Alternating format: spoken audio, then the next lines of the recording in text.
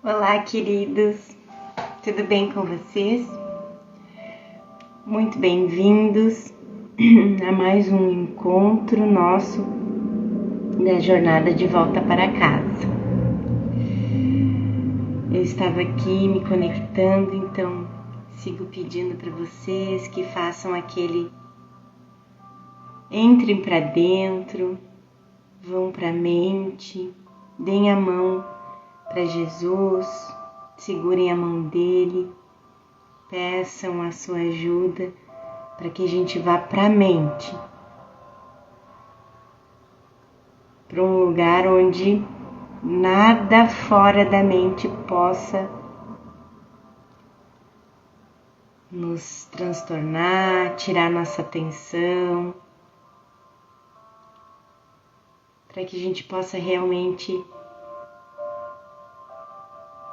se unir em mente com Jesus, com o Espírito Santo, nos entregando com toda a sinceridade, para a gente aprender mais um pouco com esse curso e com Jesus, tá bem? Nossa lição vai ser longa, tá? O Kenneth desenvolve bastante a lição 71, ele traz bastante parte do livro texto aqui para dentro, então vamos nos concentrar na interpretação dele, tá? No auxílio dele para os nossos estudos. Que é isso que a gente está fazendo aqui nessa jornada através do livro de exercícios, né? Então eu quero também desejar boas-vindas aos novos inscritos no canal no YouTube. Sejam muito bem-vindos, queridos. Estamos juntos nessa jornada de volta para casa. De mãos dadas é muito mais leve, né? Então vamos lá para a lição 71. Só o plano de Deus para a salvação funcionará. Ontem a gente falou na lição 70 sobre que a salvação estava em mim, lembra?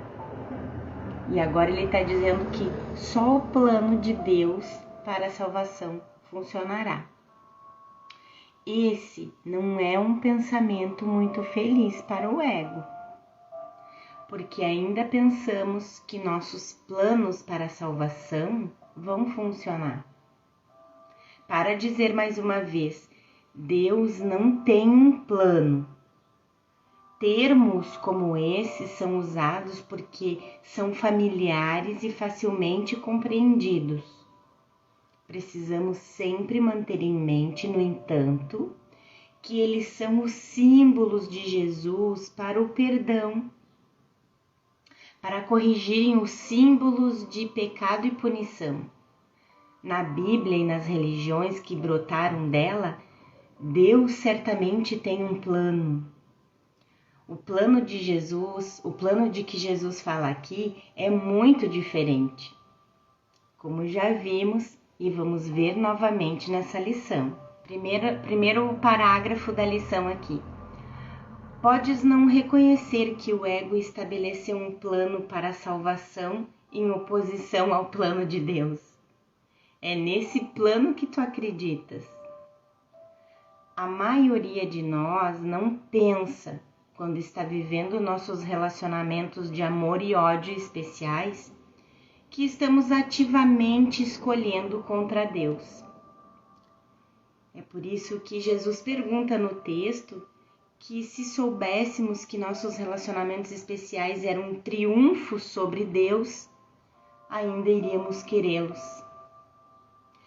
Lembrem que ontem a gente falou que relacionamentos especiais não são só com pessoas, são com ídolos, né? Com eventos, com práticas, com gurus, com todos os ídolos que a gente sonha no mundo em troca de Deus.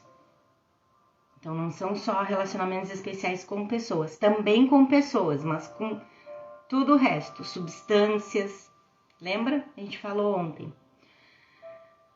Ele está nos ajudando a entender que não apenas temos um plano para nos salvar da dor, mas que esse plano é diretamente oposto ao plano de Deus. É útil pensarmos sobre aspecto um ou outro de nossas vidas, pois perceber a situação como ela é vai nos capacitar a mudar nossas mentes e fazer a escolha certa.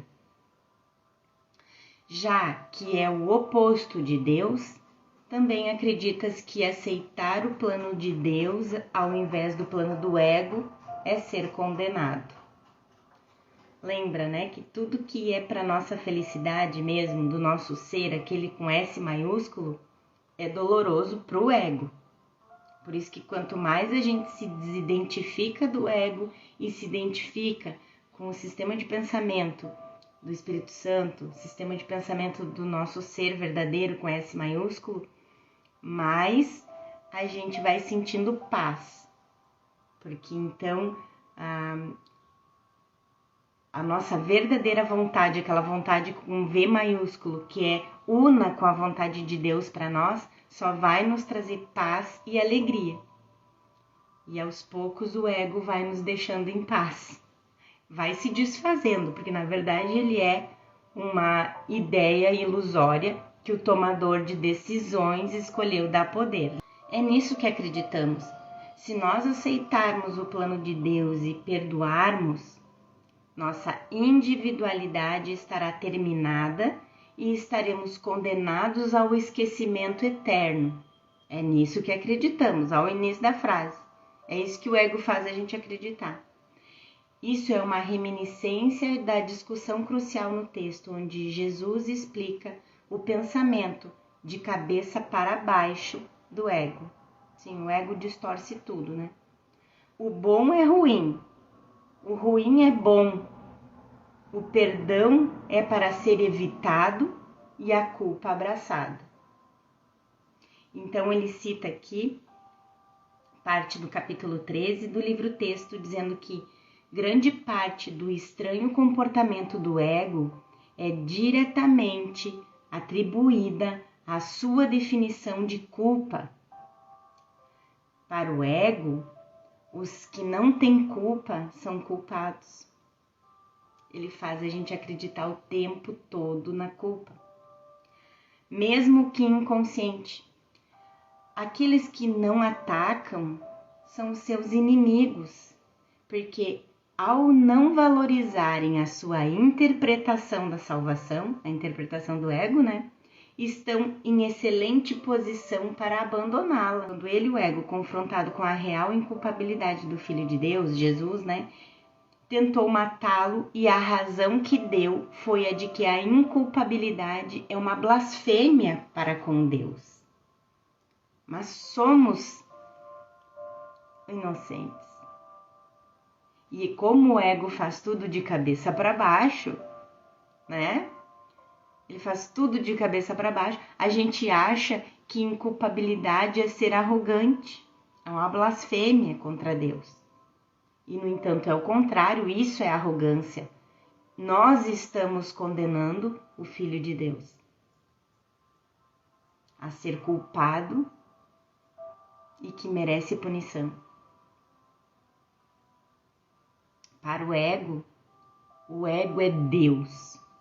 E a inculpabilidade tem que ser interpretada como a culpa máxima que justifica inteiramente o assassinato. Isso ressoa prepóstero, é claro.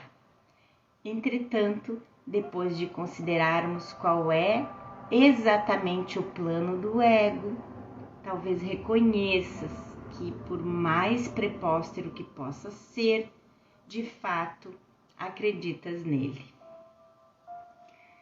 Você pode recordar de que em As Leis do Caos, Jesus diz exatamente a mesma coisa. Ele descreve a insanidade das 5 leis do ego e então afirmarias e pensarias que é verdade, que não acreditas nessas leis sem sentido e nem ages de acordo com elas. E quando olhas para o que elas dizem, não se pode acreditar nelas. Irmão, olha o que Jesus está dizendo. Tu acreditas nelas. Jesus sabe que nós acreditamos no plano do ego, porque acreditamos que estamos aqui. Isso significa que acreditamos que a projeção é a salvação, pois ela nos protege do princípio de expiação da mente, o lar da memória do amor de Deus. O plano do ego para a salvação está centrado em guardar mágoas. Então, viu que Jesus vai e volta, vai e volta. Parece que ele abandonou a ideia e quando a gente vê, ele costurou aqui, costurou dali e volta na mesma coisa que a gente estava vendo em algumas lições atrás sobre a mágoa. Não poderíamos pedir uma afirmação mais simples. É uma mais diretamente refletiva do uso da projeção do ego. Isso leva a uma descrição irrefutável do especialismo. Ele mantém, vamos voltar aqui, ó. O plano do ego para a salvação está centrado em guardar mágoas. Ele mantém que, se outra pessoa falasse ou agisse de modo diferente, se alguma circunstância ou evento externo fosse mudado, seria salvo. Então, aquela coisa de achar que a expiação está lá, que a salvação está fora. Lembra da lição de ontem, a 70? Que nada fora de nós pode nos salvar. Dessa forma, a fonte da salvação é constantemente percebida fora de ti. Cada mágoa que guardas é uma declaração e uma afirmação na qual acreditas e que diz: se isso fosse diferente, eu seria salvo. Se isso fosse diferente, eu seria feliz. Dá na mesma, né? Desse modo, a mudança da mente necessária para a salvação é exigida de todos e de tudo, exceto de ti mesmo. Não existe nenhuma pessoa nesse mundo que não se identifique com esse sistema de pensamento, pois foi ele que fez e sustenta o mundo. É a engrenagem, lembra? E a culpa se garante que essa engrenagem nunca pare. Em A Interpretação dos Sonhos, Freud estabelece sua teoria de que todos os sonhos são realizações de desejos. Jesus pegaria esse mesmo princípio e o expandiria para todos os sonhos. Todos. Dormindo e acordado. Então, tudo que a gente vê lá fora são imagens do que a gente quer, do que a gente pediu, do que a gente deseja. E isso, em primeira instância, eu lembro lá de mim no início da minha caminhada, de como era absurda a ideia de que tudo que eu vejo, tudo que eu vivencio, tudo que eu sofro lá fora, na experiência, no que eu tô vendo, foi algo que eu mesma pedi, que eu mesma quis. Que absurdo, né? Que eu ia querer tanto sofrimento. É isso. E qual é a base disso? Qual é a base de eu querer sofrimento, de eu pedir sofrimento? A culpa. O universo físico como um macrocosmo e nosso mundo individual como um microcosmo foram feitos especificamente para realizar o desejo secreto do ego de manter a separação, mas jogando a responsabilidade por ela sobre os outros. Portanto, todos nós temos o bolo de separação do nosso ego e o comemos e apreciamos porque alguém mais vai pagar o preço por ele. O retrato da crucificação Sempre que eu faço assim é porque tá entre aspas, tá, gente? Que é alguma frase, alguma citação do texto que ele traz para cá.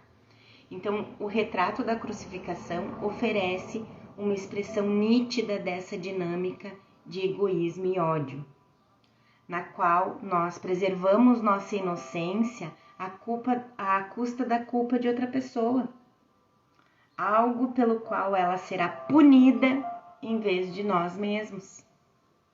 A gente está sempre dizendo, né? Quer dizer, hoje em dia eu, como estudante de um curso em milagres, já passei dessa fase, mas quem está muito no início e a gente antes de um curso em milagres, a gente sempre dizia, né? A justiça dos homens falha, mas a justiça de Deus nunca falha, né? Tu vai pagar pelo que tu fez. A gente quer que o irmão pague por aquilo que ele fez aqui na forma que a gente considera verdade, né, gente? A gente deseja punição para quem cometeu algum crime, né? Dentro da visão aqui do sonho. Não estou dizendo que agora todo mundo vai sair fazendo bem o que quiser, matando, roubando, e que a gente não vai fazer nada na forma. Não é isso que Jesus fala no curso de milagres. A gente tem que sempre voltar e lembrar que um curso em milagres é um curso da mente. E que quando a gente tiver em certo nível treinado de voltar para a mente, a gente vai ter muito mais clareza da guiança do Espírito Santo do que a gente precisa fazer na forma, certo? Mas a gente vai estar sendo guiado pelo Espírito Santo e não pelo ego. Porque 99,999999% das situações aqui em que a gente busca justiça, que a gente busca corrigir algum equívoco de alguém, é pautado pelo sistema de pensamento do ego, de ódio e não de correção.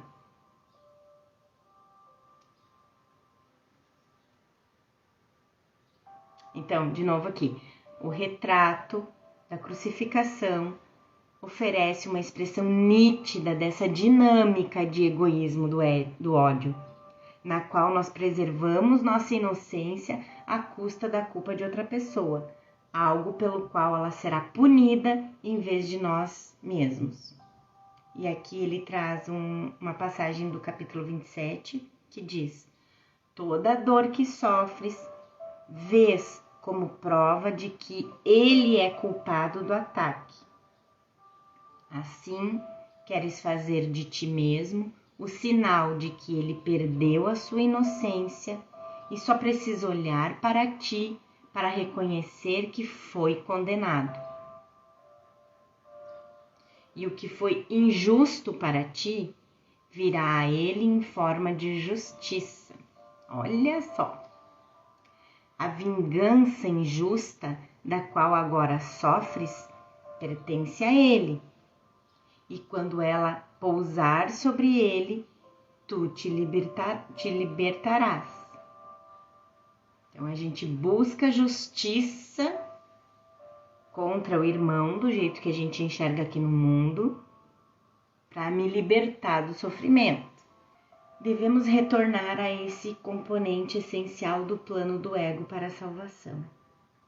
O papel designado para a tua própria mente nesse plano é simplesmente o de determinar o que, exceto ela própria, tem que mudar, se é que has de ser salvo. De acordo com esse plano insano, qualquer fonte de salvação percebida é aceitável, desde que não funcione.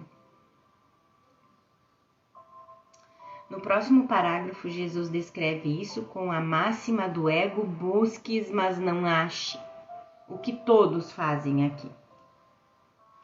Isso não está tão claramente expresso aqui que não existe necessidade de repeti-lo. Ele quer dizer que a gente tem que repetir muito, né? É a essência da projeção, o cerne do sistema de pensamento do ego, a sua garantia de que nada jamais vai mudar na mente do Filho de Deus. Ele sabe que se a gente se voltar para a mente, acabou. Acabou o ego. Porque a gente vai se dar conta do equívoco que foi a nossa escolha por ele. Isso assegura a continuação da busca infrutífera, pois persiste a ilusão de que, embora tal esperança sempre tenha falhado, ainda há justificativas para a esperança em outros lugares e em outras coisas. Por isso que a gente segue buscando, sem nunca encontrar.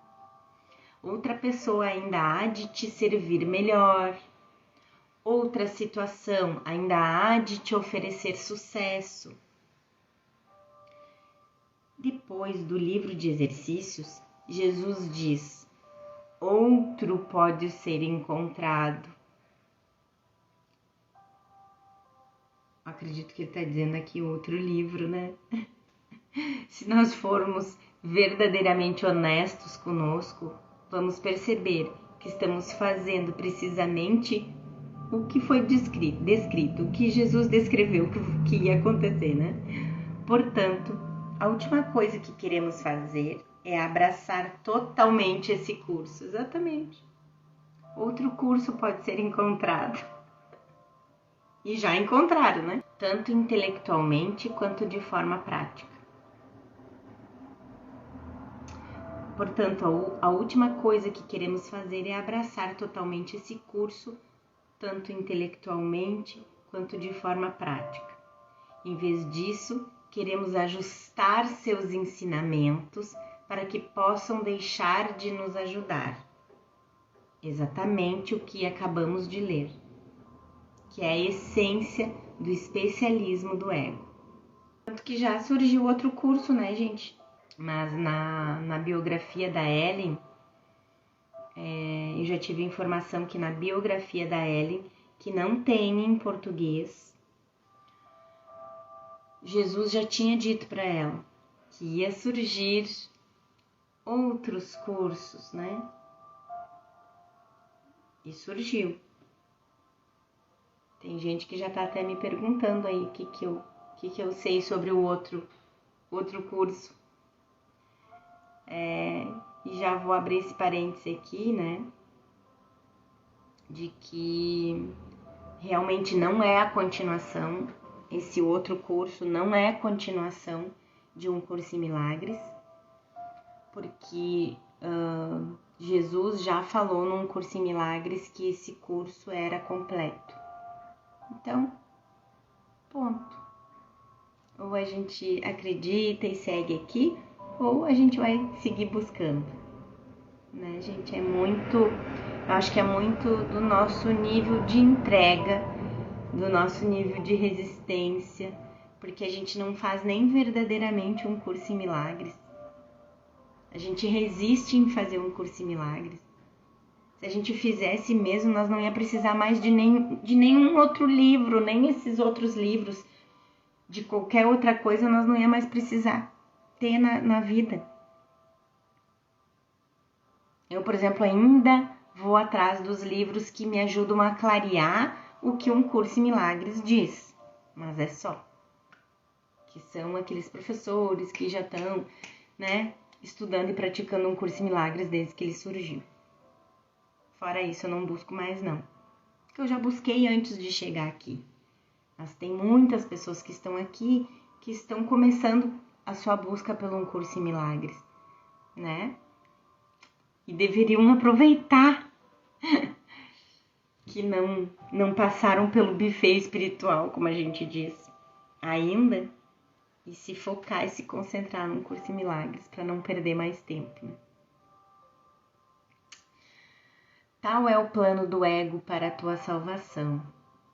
Com certeza podes ver o quanto está estritamente de acordo com a doutrina básica do ego.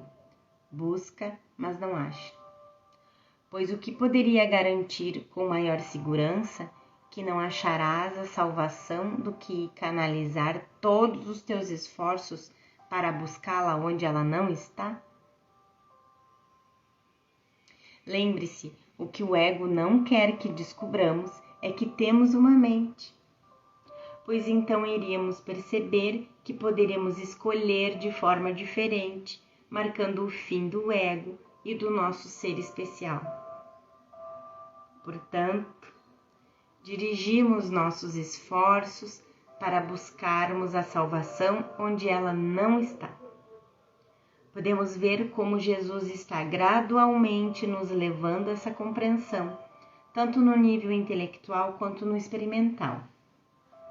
Ele quer que saibamos como usamos o mundo para nos distrair de encontrarmos a paz que realmente buscamos, convencendo-nos de que ela ainda será encontrada no mundo lá fora, como lemos nessa passagem do texto, capítulo 29.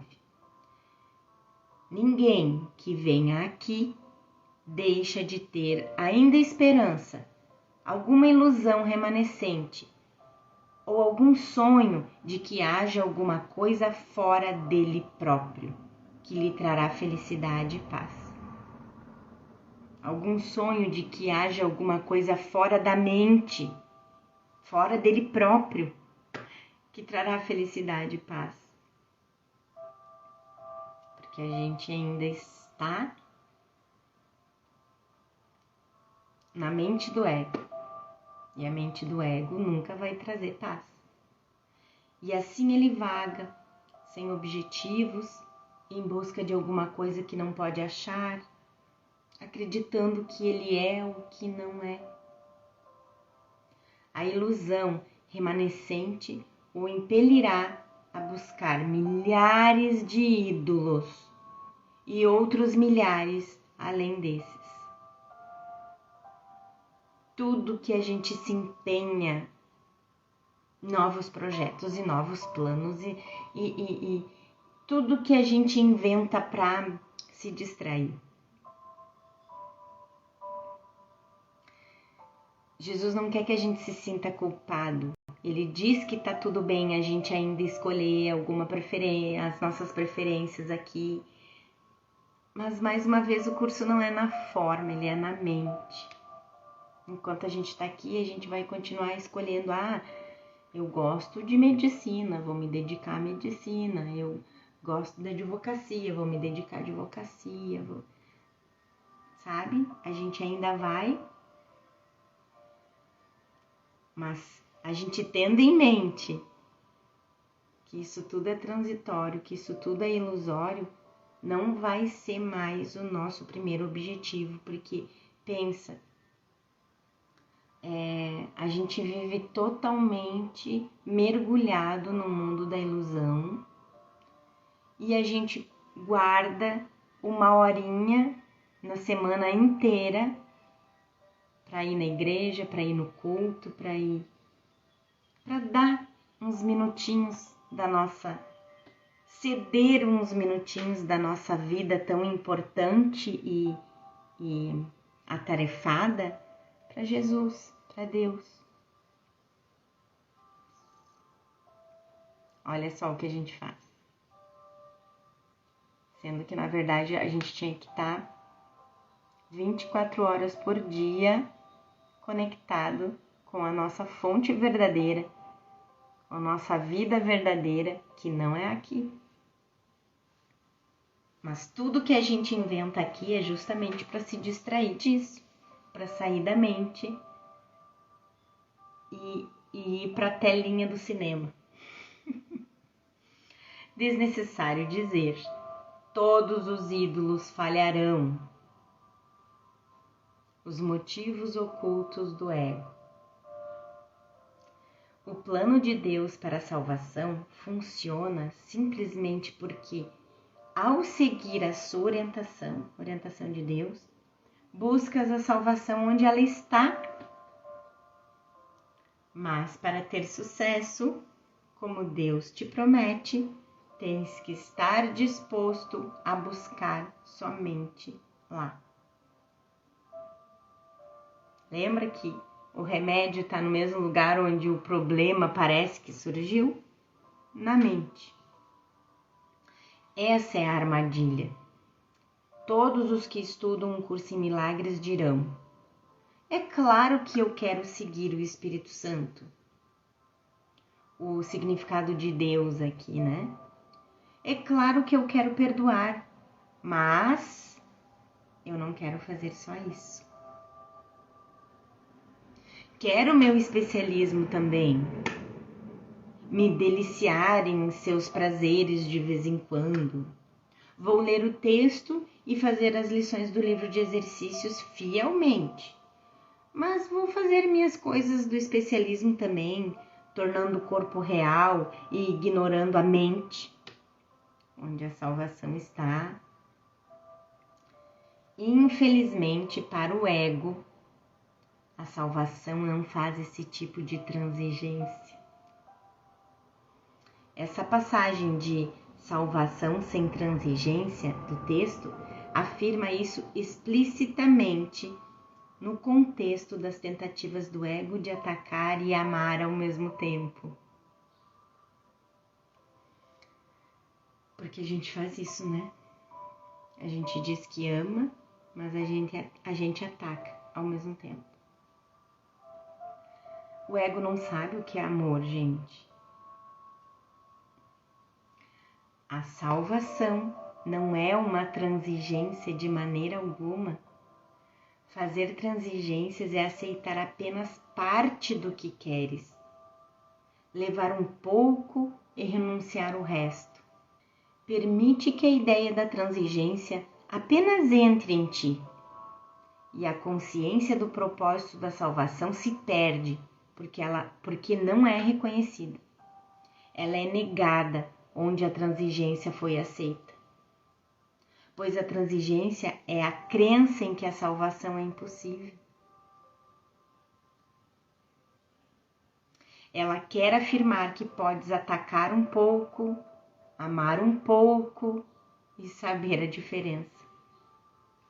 Esse curso é fácil exatamente porque não faz nenhuma transigência.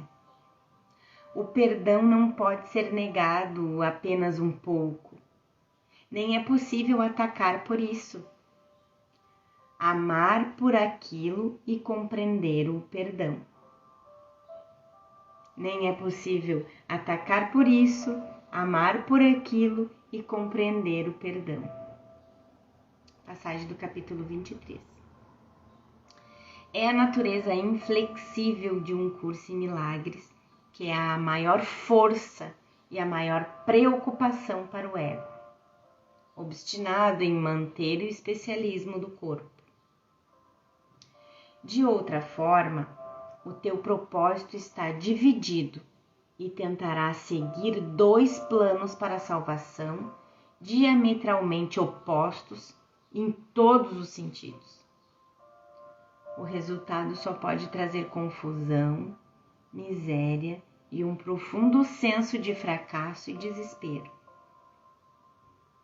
Podemos ver como as primeiras lições do livro de exercícios estavam levando a afirmações como essas duas sentenças. As lições nos ajudaram a entender que não existe mundo externo, e o que vemos do lado de fora é uma projeção do que está dentro, na mente. De fato, a lição 22 nos disse como foram nossos pensamentos de ataque que fizeram o mundo. Jesus, portanto, tem treinado nossas mentes para compreendermos que o problema está dentro, não em nossos corpos ou cérebros.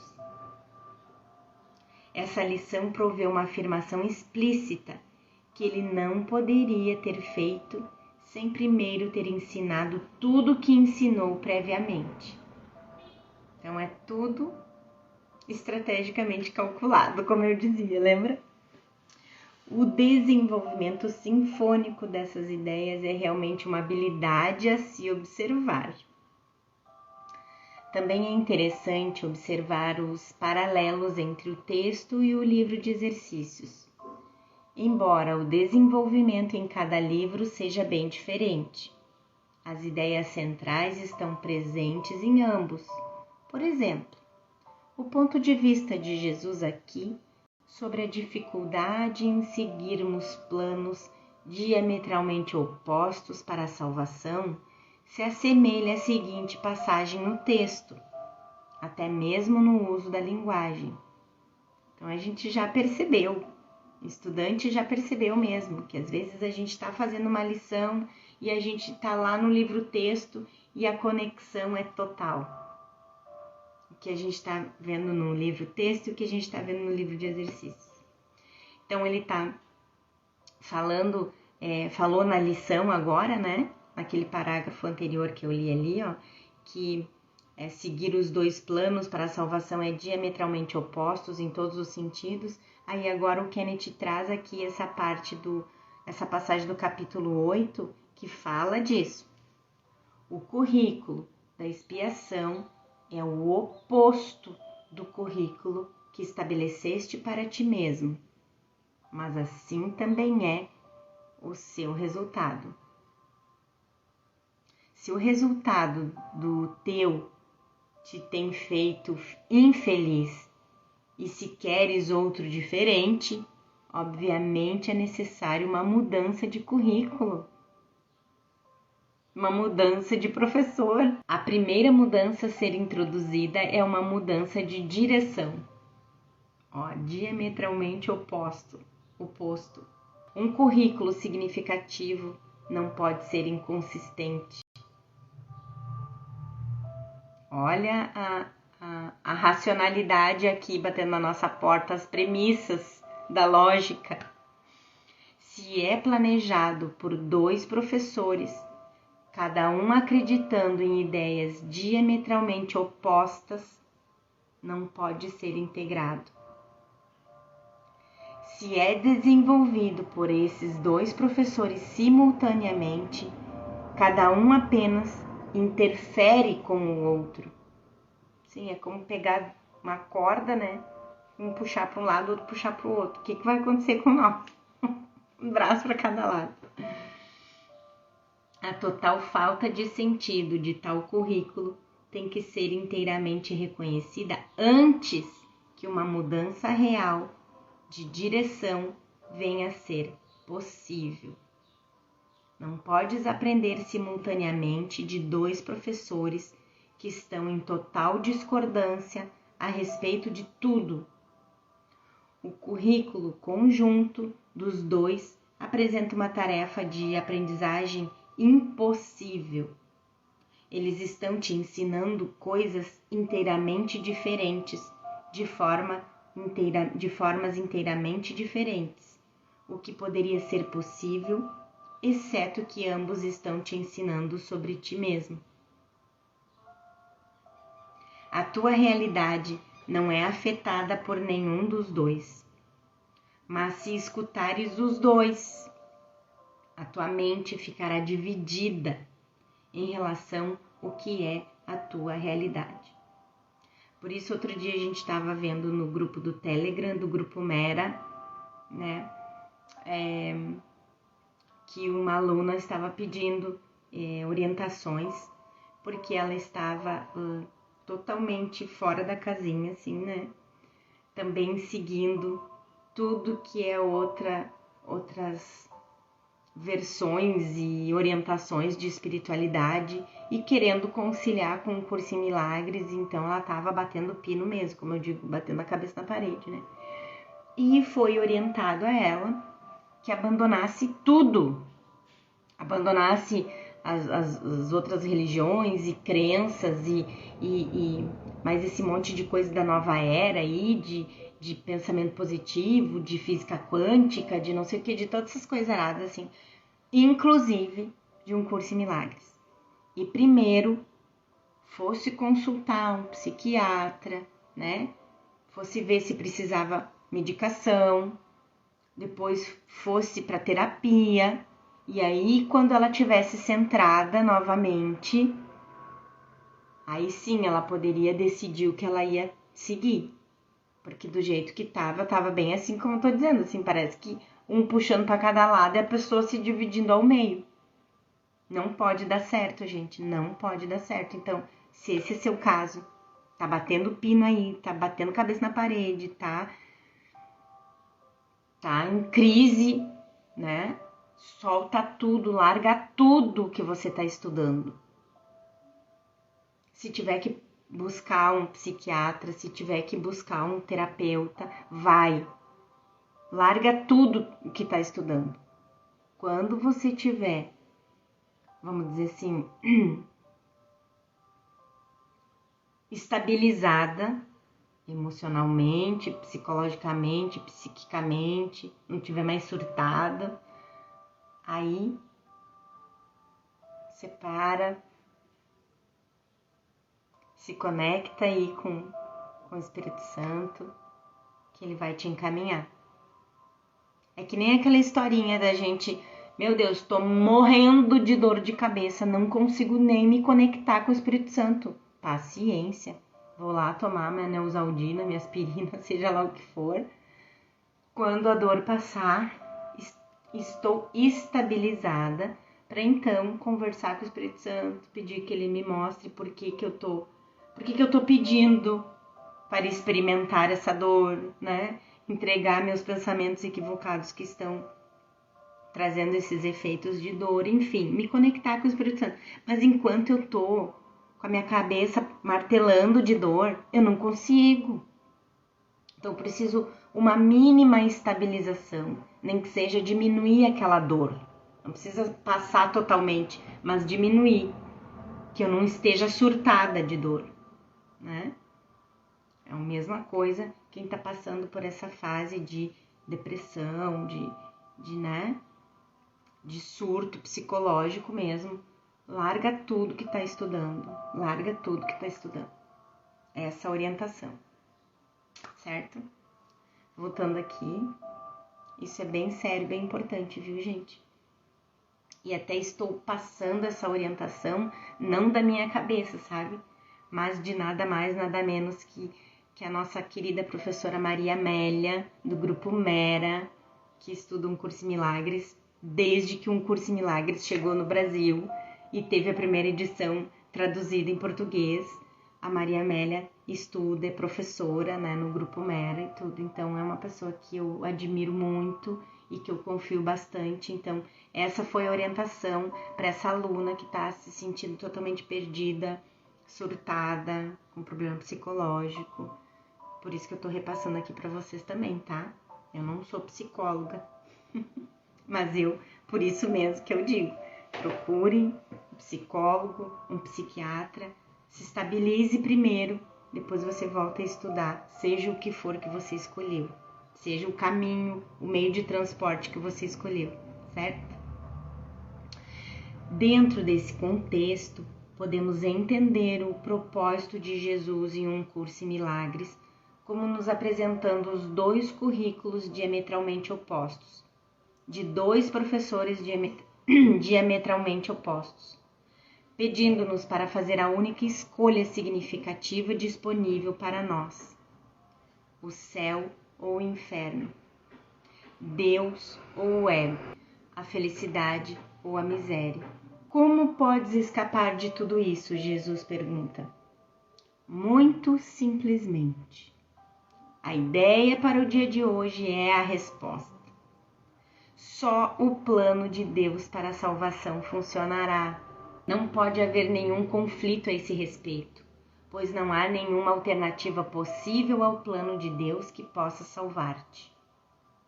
O seu plano, o plano de Deus, é o único cujo resultado é certo. O plano de Deus é o único que necessariamente terá sucesso. A escolha é uma que pode ser feita facilmente.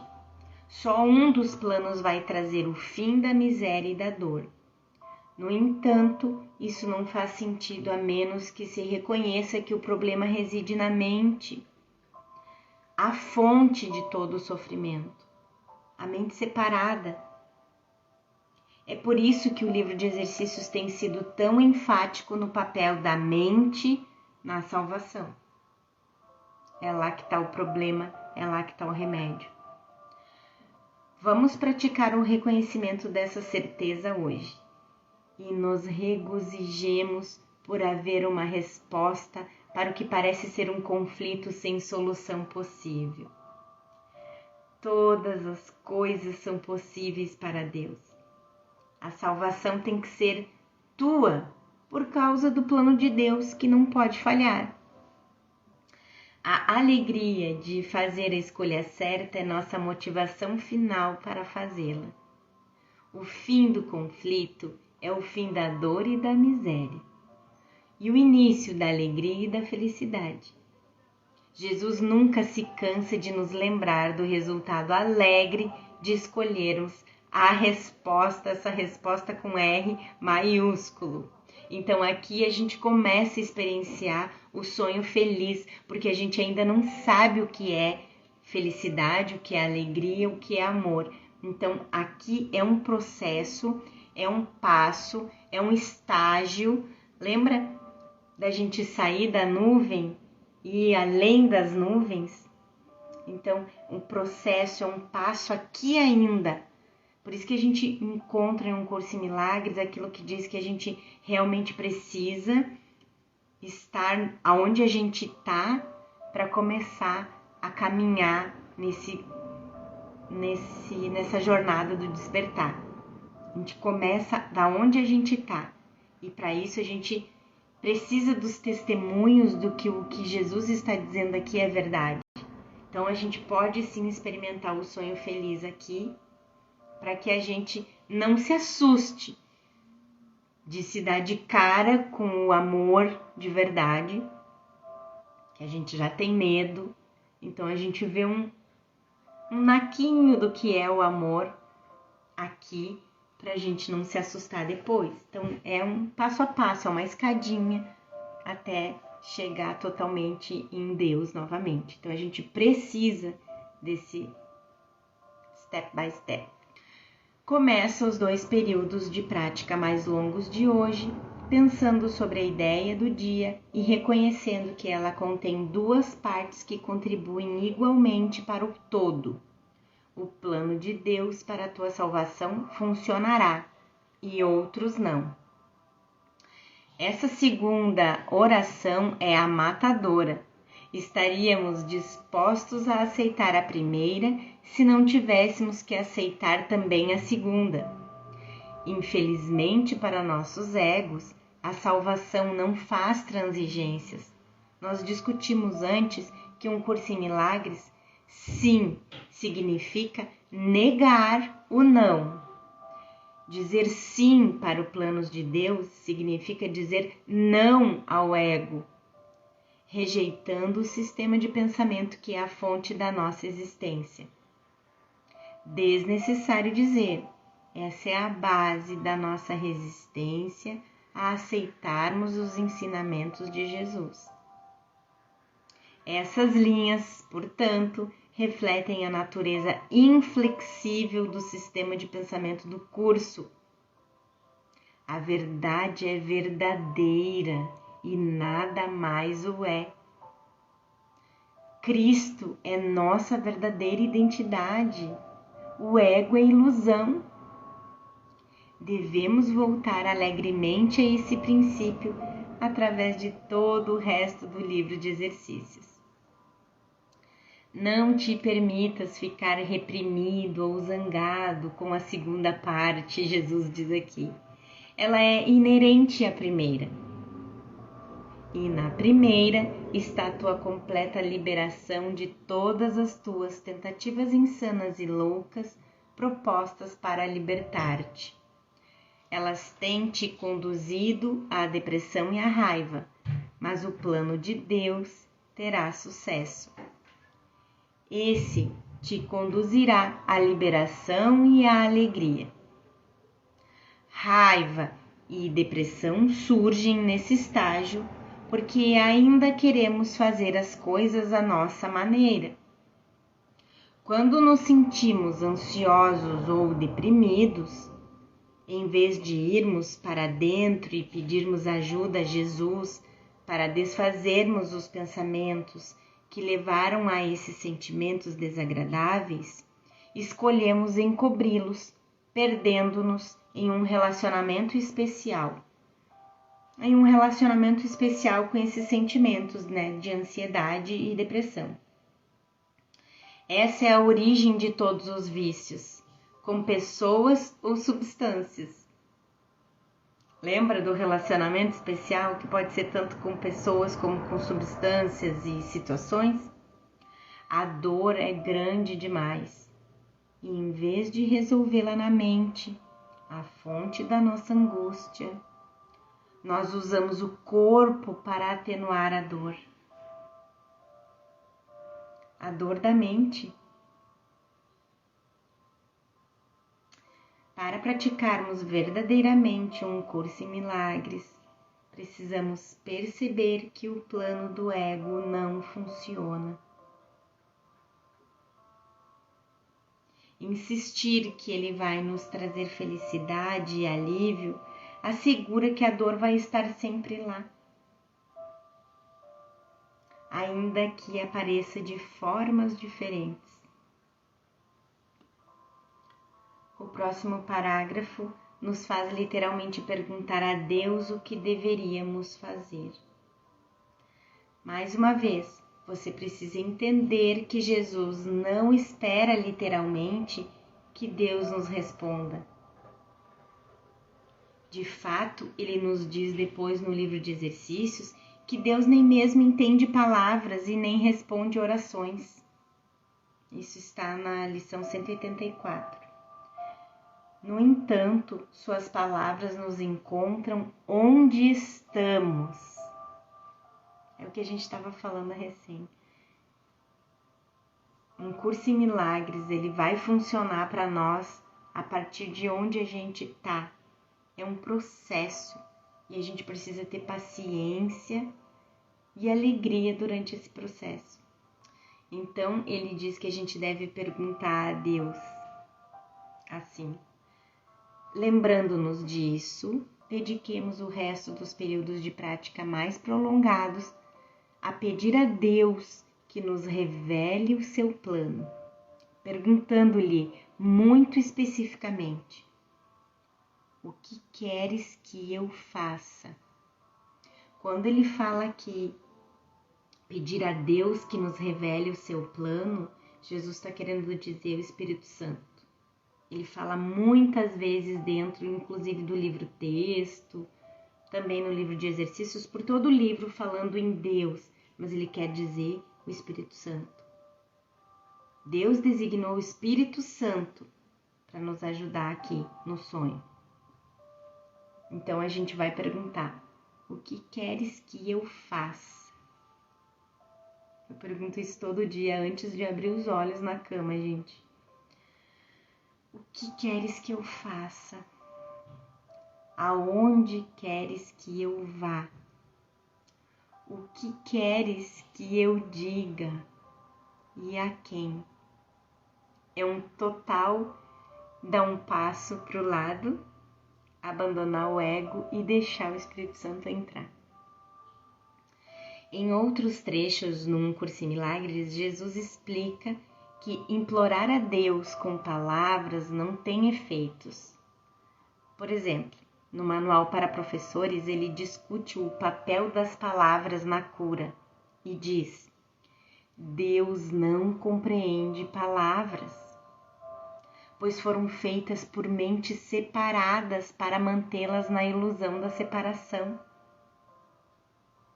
Hoje eu entendo por que muitas vezes parecia que eu estava orando para ninguém, que eu estava sozinha, que não tinha ninguém me ouvindo. Eu tinha essa sensação muito clara na minha mente. Eu não sei se acontece isso com vocês, se aconteceu isso com vocês, mas para mim era tão claro. Não tinha ninguém ouvindo minhas súplicas. Tanto que aquele buraco no peito, aquela dor no peito, só aumentava com as minhas súplicas. Eu ficava pior. Eu me sentia ainda pior. Porque geralmente eram feitas com desespero na mente, né? Palavras podem ser úteis, especialmente para o iniciante, no sentido de ajudar na concentração e facilitar a exclusão ou pelo menos o controle de pensamentos que não são pertinentes. Não nos esqueçamos, entretanto, de que as palavras não são senão símbolos de símbolos. Estão assim duplamente afastadas da realidade. Então, assim, depois desse meu início de busca no buffet espiritual, que eu digo, e por muitos cursos dentro da minha área de terapia, teve uma terapia em especial que fez muito sentido para mim,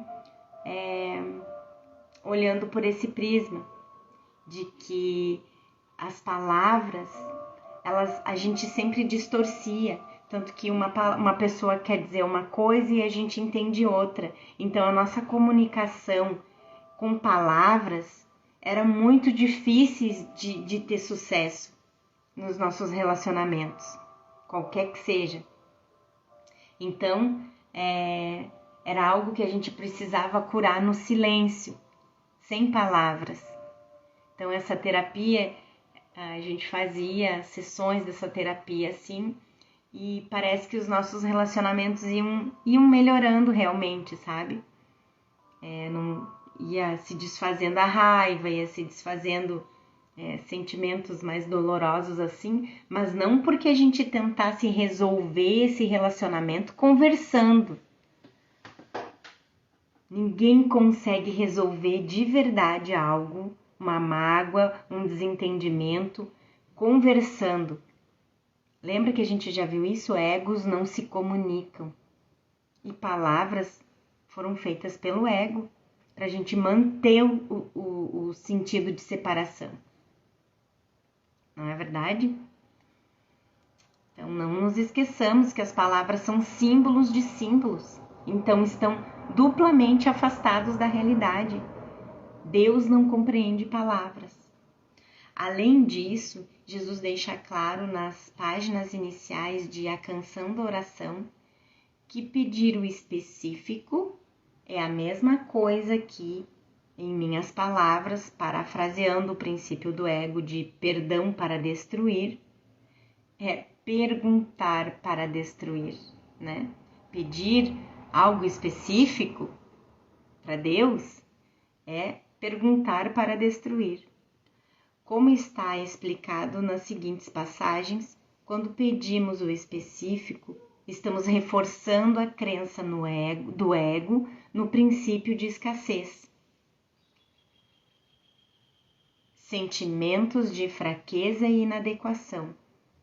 E, portanto, pedindo a Deus para unir-se a nós aqui.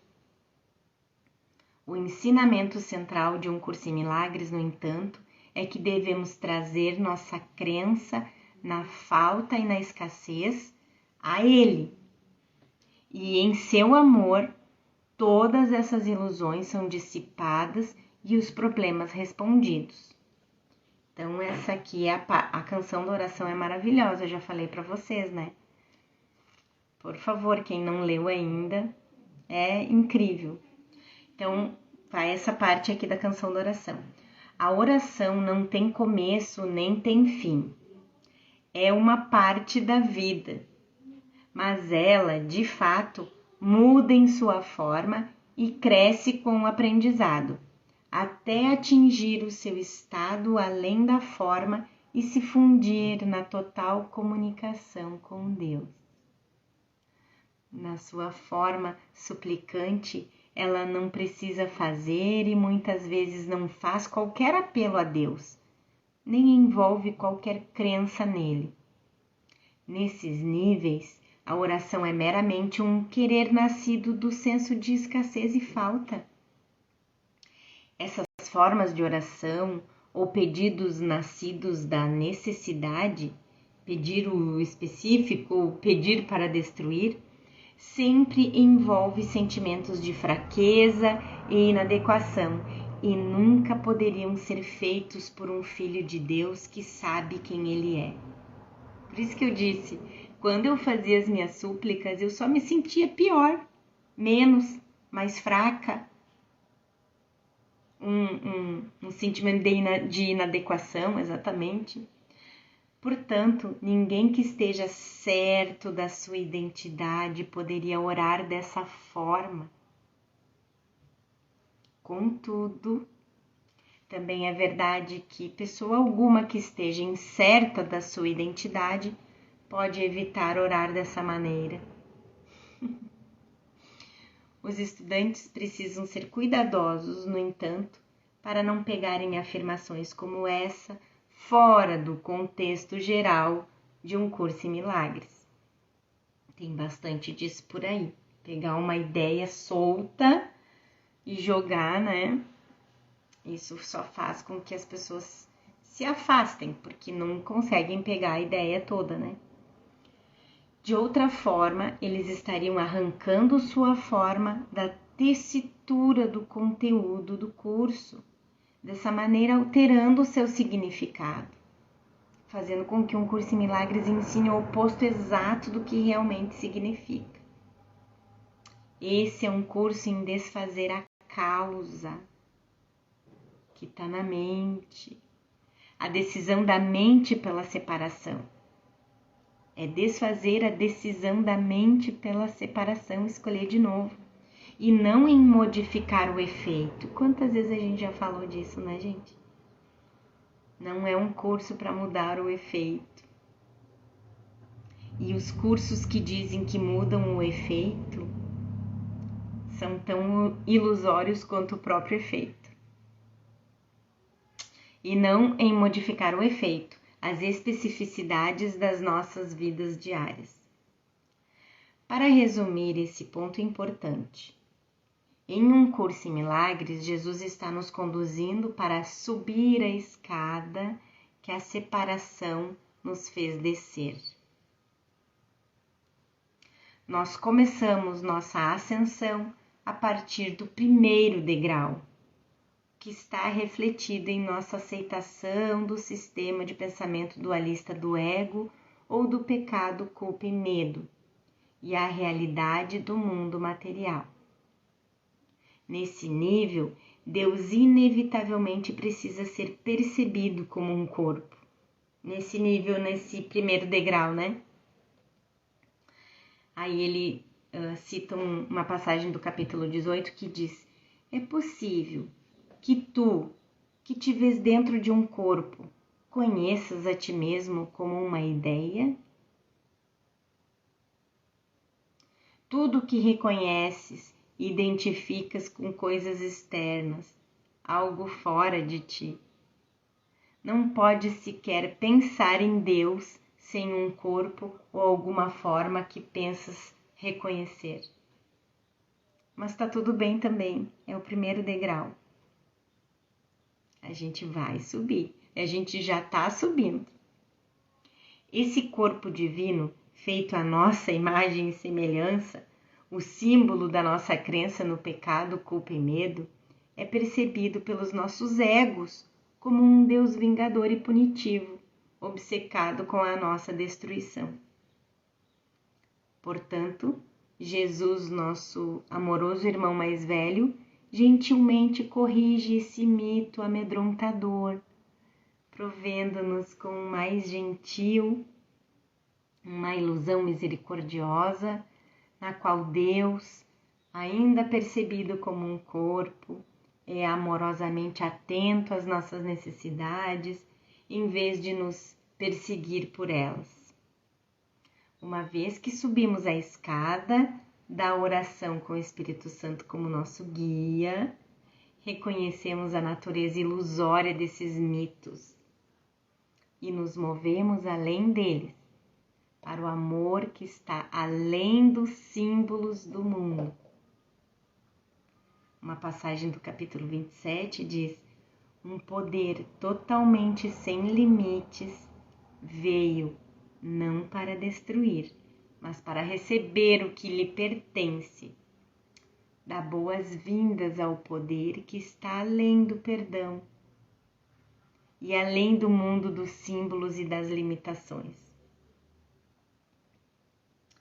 Dá-lhe pleno controle do resto do período de prática e deixa-o Dá-lhe, né? Dá ao Espírito Santo pleno controle do resto do período de prática e deixa-o dizer-te o que precisa ser feito por ti no seu plano para a salvação. Ele responderá proporcionalmente à tua disponibilidade para ouvir a sua voz.